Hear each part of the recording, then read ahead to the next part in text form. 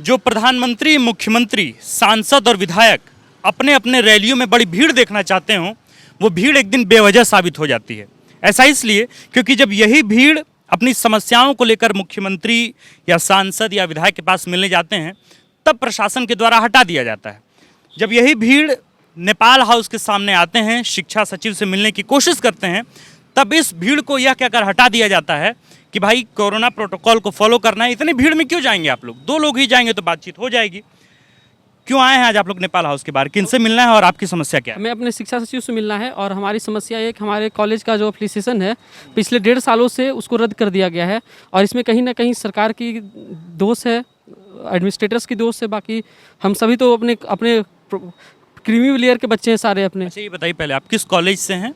हमारी कॉलेज का नाम government teachers training college Ranchi है। ठीक है, और आप लोग बीएड कर रहे हैं? बीएड कर रहे हैं। ठीक है, तो समस्या ये हुई, क्या हुई है समस्या, पहले तो आप ये बताएं। जी हाँ, हम प्रॉपर चैनल के थ्रू आए हैं। गवर्नमेंट ऑफ झारखंड की एक प्रॉपर चैनल होती है JCB, जिसमें स्टूडेंट्स को लिया जाता है, जिसके अंदर हमारा लगभग 80,000 बच्चों का काउंसलिंग हुआ, जिसमें हम लोग अपने पार्टिकुलर कैटेगरी वाइज टॉप 100 बच्चे पढ़ते हैं इस कॉलेज में जो कि मतलब कि एक तरह से आप कह सकते हैं कि ये झारखंड के टॉप 100 क्रीमी बच्चे हुए इस कॉलेज में। मतलब कि अगर उस बच्चे को चुना जाए तो मार्क्स वाइज तो उसमें टॉप 100 ही बच्चे पढ़ते हैं इस कॉलेज में। और इनफैक्ट झारखंड का नंबर 1 कॉलेज है बीएड के लिए ये, जिसको 100% गवर्नमेंट द्वारा फंडिंग किया जाता है और इसकी मान्यता रद्द कर दी गई पिछले 1.5 सालों से। कारण ये था कि इसमें टीचर्स जो होते हैं वो लगभग 16 टीचर्स की रिक्वायरमेंट होती है, पर हमारे कॉलेज में 8 ही टीचर्स थे, जिसके कारण NCT की जो टीम आई थी वेरिफिकेशन के लिए तो उनको ये सही नहीं लगा, जिसके कारण उन्होंने एप्लीकेशन को रद्द कर दिया। तो जैसे कॉलेजेस होते हैं जो UGC से एफिलेटेड होते हैं, UGC के द्वारा उनको मान्यता दिया जाता है, मान्यता प्राप्त होते हैं। आपका जो शिक्षण संस्थान है कांके में, आपके कॉलेज का नाम क्या है? Government teachers training college Kanke Ranchi. ठीक है, और ये पहले किस चीज़ से ये एफिलिएशन था इसका? NCT, national council for teacher education. ठीक है, और अब कहा जा रहा है कि अब इसका जो है मान्यता रद्द कर दिया गया है और इसे लेकर आप लोग यहाँ आंदोलन कर रहे हैं और फिर शिक्षा सचिव से मिलने आए हैं। क्या मुलाकात हो पाई अभी तक? पिछले 1.5 सालों से मुलाकात हो रही है, पर वो अपने काम में टाल मटोल कर रहे हैं और हमें कहीं ना कहीं हमारे भविष्य को अंधकार की ओर ढकेल रहे हैं वो। अच्छा, ये हमारे दर्शकों को समझाइए कि जब एफिलिएशन रद्द हो जाता है किसी भी संस्थान का, तो आने वाले वक्त में जो बच्चे वहाँ पढ़ रहे होते हैं क्या समस्याएं होती है और आगे भविष्य में क्या समस्याओं का सामना करना पड़ सकता है? देखिए, जब किसी चीज़ का मान्यता ही नहीं होगा, किसी चीज़ का जो एक पैमाना होता है, अगर उस पैमाने पे कोई भी चीज़ खरा नहीं उतरेगा तो फिर उस चीज़ का वैल्यू क्या होगा। उसी तरह हमारी डिग्री का वैल्यू तभी हो पाएगा जब हम NCT के पैमाने पे खरे उतरेंगे, तभी हमारी जो बहाली होगी इन फ्यूचर वो सक्सेसफुल हो पाएगी। ठीक है, भाई साहब आपका नाम? जी, मेरा नाम मुकेश कुमार है। जी, आप कितने लगातार यहाँ पे साल से या महीने से आ रहे हैं? देखिए, हम लोग का कॉलेज जो है मार्च से स्टार्ट हुआ। एडमिशन लेने के बाद हम लोग को पता चला कि कॉलेज का मान्यता नहीं है, NCT के द्वारा मान्यता जो है इसका विड्रॉ कर लिया गया है। हम लोगों ने कॉलेज से बात की कि यदि ऐसी बात है तो हम लोग को जानकारी क्यों नहीं दी गई। यहाँ तक कि ऐसा बात था कि एडमिशन लेते वक्त भी हम लोग को कोई जानकारी नहीं दी गई कि इस कॉलेज का मान्यता नहीं है। हम लोगों ने तो एडमिशन ले लिया, क्लास भी स्टार्ट हो गई, लेकिन कुछ दिनों के बाद पता चला कि हम लोग का मान्यता नहीं है कॉलेज का।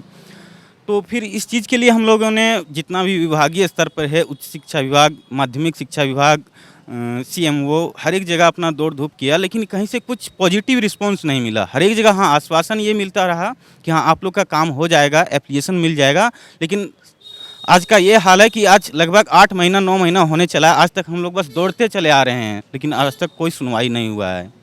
यहाँ तक कि हम लोग का यूनिवर्सिटी से रजिस्ट्रेशन तक भी नहीं हो पाया है।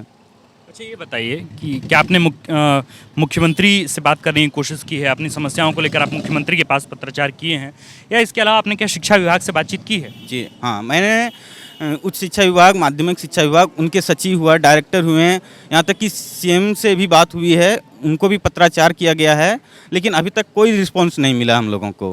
अच्छा, आप लोग लगातार जो आंदोलन कर रहे हैं, आपसे भी सवाल रहेगा मेरा कि तो फिर क्लास कैसे हो रहा है? अगर आप लोग आंदोलन ही कर रहे हैं, बार बार आके विभागों में चक्कर काट रहे हैं, तो एक तो क्लास छूट रहा है, एफिलिएशन ऑलरेडी रद्द है, तो एफिलिएशन रद्द है, क्लास भी छूट रहा है आंदोलन करने की वजह से।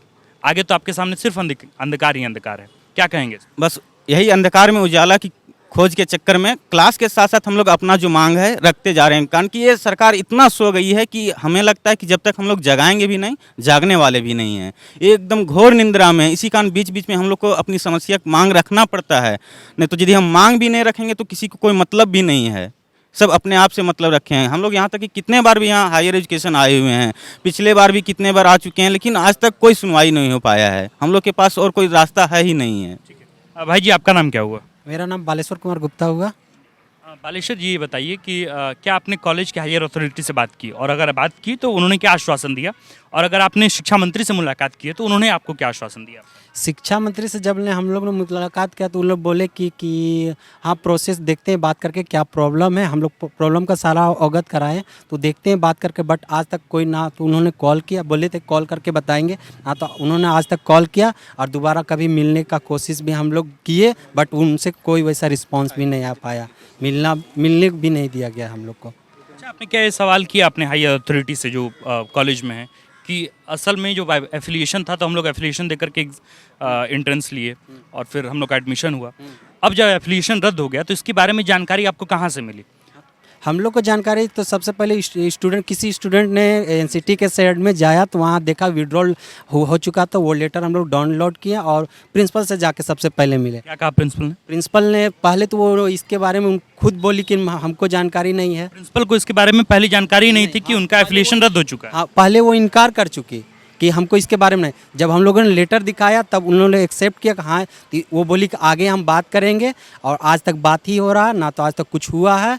और अभी जो हम लोग बच्चे जो पढ़ना चाहिए, जो दीपावली का खुशियाँ मनाना चाहिए, इतने अंधेरे हम लोग को जीवन में छा गए हैं कि हम लोग ना तो खुशियाँ मना पा रहे हैं, ना क्लास कर पा रहे हैं, ना हम लोग को मानसिक तौर पर इतना डिप्रेशन में चल गए हैं कि ना पढ़ाई आगे कुछ कर पा रहे हैं। अगर एफिलिएशन वापस से नहीं होता है, हम डॉक्यूमेंटेशन पे ही बात करेंगे, आप जो डॉक्यूमेंट लिए हुए हैं हाथ में, अगर एफिलिएशन ये बहुत लंबा प्रोसेस है, किसी यूनिवर्सिटी के द्वारा या फिर किसी संस्था के द्वारा आपका एफिलिएशन दोबारा हो जाना, ये एक बड़ी लंबी प्रक्रिया है। अगर प्रक्रिया पूरी नहीं होती है, एफिलिएशन नहीं होता है, तो आगे आपके पास क्या विकल्प बचते हैं? कोई ऑप्शन नहीं रहेगा, फिर हम लोग का जो बी 2 साल है, हम लोग का 2 साल बर्बाद हो जाएगा, और इसके अलावा कोई ऑप्शन ही नहीं है बीएड करने का। सरकारी नौकरी में जैसे आप बीएड कर रहे हैं तो शिक्षक के तौर पे निश्चित तौर पे आपकी बहाली होगी। अगर बहाली होती है, वैकेंसी निकलता है, तो अगर आप वैकेंसी मतलब जो फॉर्म है, एप्लीकेशन फॉर्म है, आवेदन अगर आप देते हैं, तो क्या मुख्य दिक्कतें होंगी वहाँ पे? क्यों, किस पैमाने पर आपको रिजेक्ट कर दिया गया या सेलेक्ट कर दिया जाएगा? सबसे पहले तो हम लोग के पास बीएड डिग्री होना चाहिए, जो मेरा पास नहीं रहेगा तो इसके लिए हम लोग क्वालिफाई नहीं कर पाएंगे और फॉर्म ही नहीं भर पाएंगे, तो उसके आगे का प्रोसेस तो हो ही नहीं पाएगा। फिर क्या करेंगे इसके बाद आप? तो उसके बाद हम लोग बीएड का मतलब टीचर के लिए अप्लाई हो ही नहीं, एक टीचर जो बनने का सपना था वो हम लोग का टूट जाएगा, हम लोग कभी फिर टीचर बन ही नहीं सकते, क्योंकि अभी टीचर बनने के लिए आपको बीएड क्वालिफाई होना अनिवार्य है। आप जो डॉक्यूमेंटेशन हाथ में लिए हैं, क्या है ये, पहले मुख्यतः हमारे दर्शकों को बताइए। हम लोग ऐसे बोल रहे हैं कि जिनसे मिले हैं बस हवा में बात नहीं करनी। ये देखिए, मुख्यमंत्री सचिवालय से जिनसे मिले हैं उनका ये रिसिप्ट लेटर है, साथ में हम लोग ये उच्च शिक्षा निर्देशक से मिले हैं, उनका लेटर है, ये भी उच्च शिक्षा निर्देशक का ये उनका रिसिप्ट किया हुआ लेटर है। साथ ही इसी तरह हम लोग और राज्यपाल से भी मिले हैं। ऐसा नहीं कि ये पहली बार, बहुत बार आके मिले हैं, हर एक बार जितना भी आए हैं हम लोग एप्लीकेशन के माध्यम से ही आके मिले, लेकिन आज तक कोई सुनवाई नहीं हो पाया है। ठीक है, ये समस्याएं हैं। आप देखिए कि जिन शिक्षकों को क्लास में होकर बच्चों को शिक्षा देनी थी, जिन लोगों को अच्छे से बीएड करना था और फिर वे लोग अच्छे जगहों पर जाते, वे लोग पढ़ाते बच्चों को, लेकिन अब समस्या ये है कि ये जो पारदर्शिता है ना, वो बीच में खत्म हो चुकी है। शिक्षा विभाग आ रहे हैं लोग तो बातचीत नहीं हो पा रही है, इन्हें बाहर कर दिया जाता है। अभी मैं जस्ट अंदर ही गया था इन लोगों से बातचीत करने के लिए, तमाम प्रशासन के द्वारा इनको बाहर भेज दिया गया। ये लोग मुख्यमंत्री से पत्राचार कर चुके हैं, लेकिन फिर भी वहाँ से कोई सुनवाई नहीं हुई। राज्यपाल तक से मिल चुके हैं, फिर भी कोई सुनवाई नहीं। अब अहम सवाल ये है कि जिस राज्य में शिक्षा व्यवस्था की हालत इतनी खराब है, वहाँ पे जो लोग शिक्षक बनने का अपना सपना देख रहे हैं, वे लोग अगर बीएड की पूरी ट्रेनिंग ले रहे हैं और फिर एफिलिएशन इनका रद्द हो जा रहा है, तो ऐसी अवस्था में ये लोग करेंगे क्या? हम उम्मीद करते हैं कि जल्दी ही इनको लेकर के कोई सुनवाई होगी, इनकी मांग को लेकर कोई सुनवाई है, मुख्यमंत्री अलग तरीके से कोई बैठक करेंगे और फिर इनको लेकर के कोई बातचीत हो सकेगी। आप देख रहे थे द फॉलो अप, तमाम आवाज़ें आप सुन सकते हैं, ये विरोध की आवाज़ें हैं, वो भी उस वक्त जब दिवाली के त्यौहार हैं और इन्हें घर जाना था, लेकिन ये लोग नेपाल हाउस के बाहर खड़े हैं। आप देख रहे थे द फॉलो अप में, हूँ आपके साथ आकाश, और कैमरे के पीछे हैं ऋषभ गौतम। विवेकानंद विद्या मंदिर स्कूल एक CBSE affiliated English medium coed school है। हम शिक्षा के साथ संस्कार देते हैं। thefollowup.in, like, share and